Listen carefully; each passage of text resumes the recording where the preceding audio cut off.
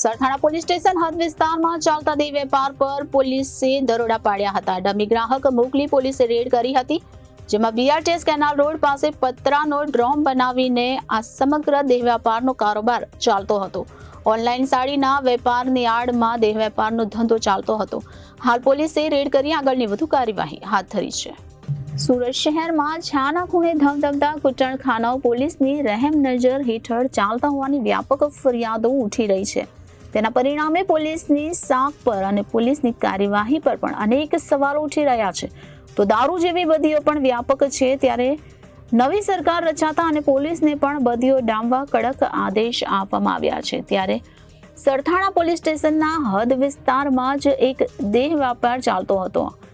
આ Sarthana police station હદ વિસ્તારમાં ચાલતા દેહ વેપાર પર પોલીસે દરોડા પાડ્યા હતા, જેમાં ડમી ગ્રાહક મોકલી પોલીસે રેડ કરી હતી. બીઆરટીએસ કેનાલ રોડ પાસે પતરાનું ડ્રમ બનાવીને આ સમગ્ર કારોબાર ચાલતો હતો. તો ઓનલાઈન સાડીના વેપારની આડમાં દેહ વેપારનો ધંધો ચાલતો હતો, જેની માહિતી પોલીસને મળતા પોલીસે ડમી ગ્રાહક મોકલીને ત્યાં રેડ કરી હતી.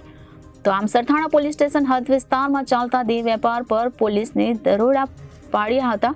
ઓનલાઈન સાડીના વેપારની આડમાં સમગ્ર દેહ વેપારનો ધંધો ચાલતો હોવાની માહિતી હાલ મળી રહી છે. Reporter Arvind Rathod, Janadesh news, Surat.